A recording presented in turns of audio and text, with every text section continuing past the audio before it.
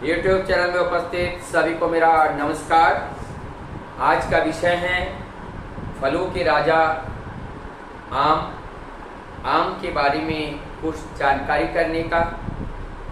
आम के कितने वैरायटीज़ होते हैं, आम के कितने रूप हैं, आम को किस किस रूप में खाया जाता है, आम में कौन कौन सा विटामिन्स मिनरल पाए जाते हैं, आम को कितनी मात्रा में खाना चाहिए, आम खाने से क्या लाभ है, आम खाने से क्या नुकसान है, ये सारे विषय में आज जानकारी लेंगे।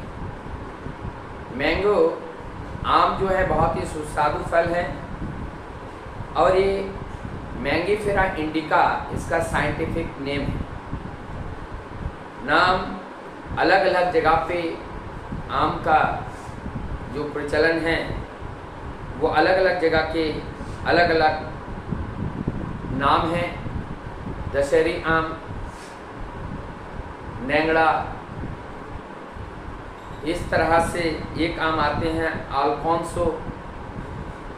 ये फलों के अंदर सबसे राजा कहा जाता है अल्फांसो आम को, किंग ऑफ मैंगो।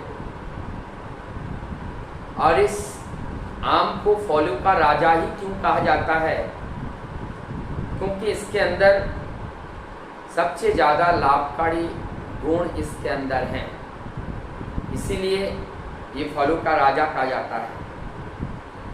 आम को जब पेड़ से तोड़ा जाता है,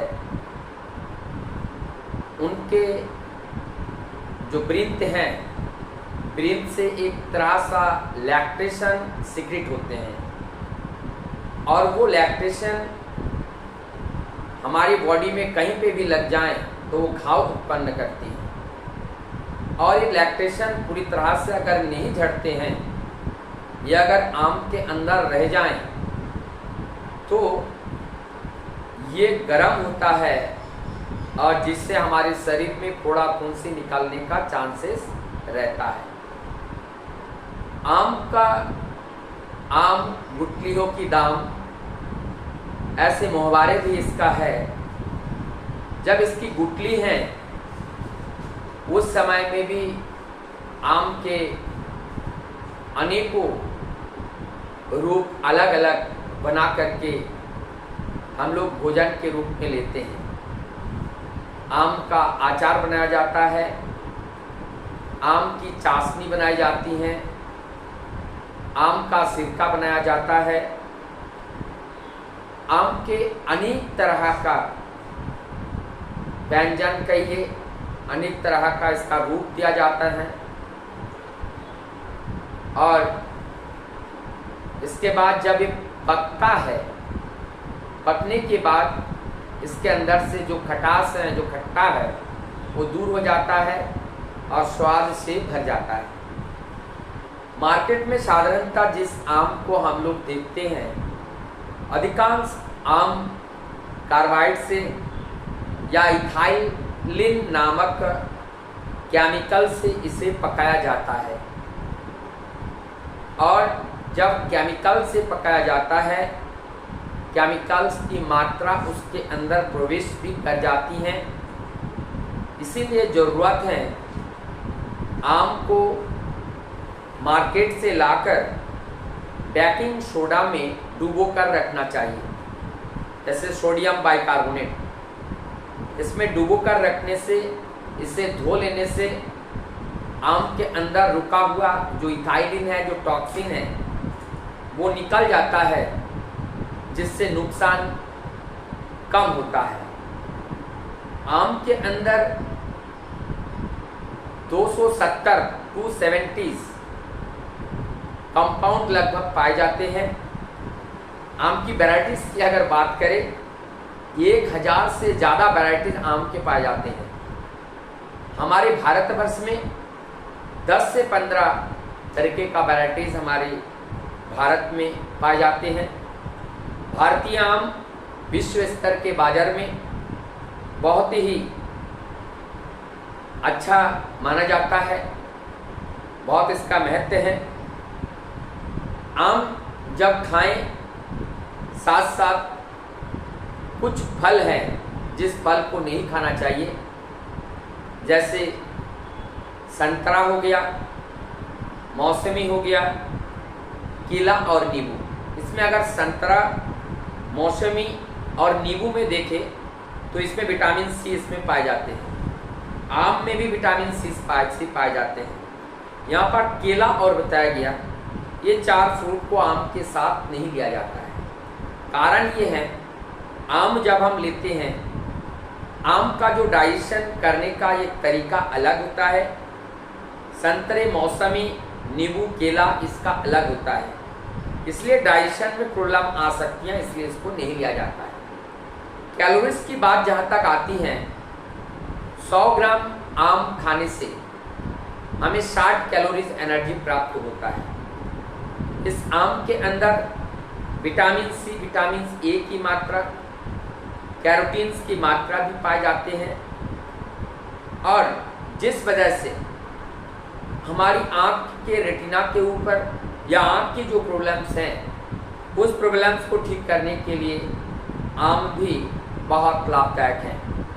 साथ ही साथ जो कैंसर रोधी शक्ति इसके अंदर होते हैं, क्योंकि इसके अंदर एंटीऑक्सीडेंट्स होते हैं, और इसी वजह से ये कैंसर दूर करने वाला न्यूट्रिशन भी इसके अंदर प्राप्त होता है। कैंसर को हम दूर भगा सकते हैं। साथ ही साथ पोटेशियम और मैग्नीशियम भी इस आम के अंदर पाया जाता है, जो तत्व हमारे शरीर के लिए लाभदायक है। तो ये तत्व भी हमारे अंदर पाए जाते हैं, पोटेशियम और मैग्नीशियम, इसलिए ये भी बहुत लाभदायक है। कहा यह जाता है, जब हम आम खाएं तो आम को किस किस के साथ ना खाएं। उस दिन करेला, कड़वा चीज़ ना खाएं तो अच्छा है। आम को दूध के साथ तब ना खाएं जब आम खट्टा हो, क्योंकि दूध के साथ जब आम खाया जाता है, आम जब खट्टा होता है तो आम दूध को फटा देता है, वो फट जाता है। जब वो दही हो जाते हैं, वो हमारे शरीर के लिए बहुत ज़्यादा फायदा नहीं करते हैं। आम के साथ दूध, तब डाइजेशन में प्रॉब्लम्स होती हैं, इसीलिए आम के साथ दूध को निषेध माना जाता है। इसी प्रकार से फाइबर होने के कारण हमारे कोलेस्ट्रॉल लेवल को कम करता है, बैड कोलेस्ट्रॉल को कम करके गुड कोलेस्ट्रॉल को बढ़ाता है, जिससे हमारी हाइपरटेंशन की प्रॉब्लम भी दूर होती है। इम्यूनिटी की अगर बात करें तो इसमें हमारे बॉडी की इम्यूनिटी को बढ़ाती है, और उसके बाद जो न्यूट्रिशन इन नर्वल न्यूट्रिशन, ये नर्व की न्यूट्रिशन भी इसमें प्राप्त होती है, इसलिए हमारे मेमोरी को इंक्रीज करने का काम करता है। तो ये मेमोरी बढ़ाने के लिए भी ये बहुत ज़्यादा आवश्यकता है। साथ ही साथ प्रेगनेंसी लेडी भी ये ले सकती हैं। थायराइड वाले पेशेंट्स भी अगर इससे लेते हैं तो इसमें कोई नुकसान नहीं होता है, इसमें फ़ायदे होते हैं। शराब पिए हुए व्यक्ति जिसे नींबू पिला करके, नींबू पानी दे करके उनके नशा को कम किया जाता है, ठीक उसी प्रकार के कुछ प्रॉपर्टी आम के अंदर होता है। नशा किए व्यक्ति को आम खिला देने से उनकी नशा जल्दी उतर जाती है। इसी प्रकार से जो हमारी ये आम से हम देखा जाता है, अनेकों बच्चों में, बड़ों में दाने निकलते हैं, फोड़े निकलते हैं, फुड़ियाँ निकलती हैं, और इसका मूल कारण ये है कि जो उसमें लैक्टिक सिक्रेशन है वो उसके अंदर रहता है। दूसरा है जो केमिकल उस आम के अंदर जिससे पकाया गया राइपेनिंग एजेंट, जो इथाइलिन और जो बाइकार्बोनेट जो है, जो उसी को देकर कार्बाइड, वो कार्बाइड भी हमें ये फोड़ा फुंसी होने के लिए एक कारक बनते हैं। ऐसे आम सुस्वादु है, नियमित रूप से उसको नियम से खाना चाहिए।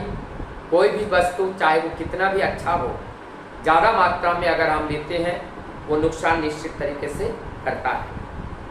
डायबिटिक वाले पेशेंट के लिए मैं ये कहूँगा, मैं देखा हूँ प्रैक्टिकली डायबिटिक पेशेंट में पका हुआ आम, पका हुआ कटहल कहीं कहीं पर खाए जाते हैं।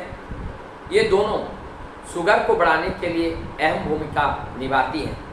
तो डायबिटिक वाले पेशेंट से मेरा ये कहना है, आम और पका हुआ कटहल का इस्तेमाल अगर करते हैं दिन में एक बार करें और बहुत ही अल्प मात्रा में इसका इस्तेमाल करें, जिससे आपके शुगर लेवल पे ज़्यादा प्रभाव ना डाल सके, क्योंकि ये शुगर को बहुत तेज़ी से बढ़ाता है।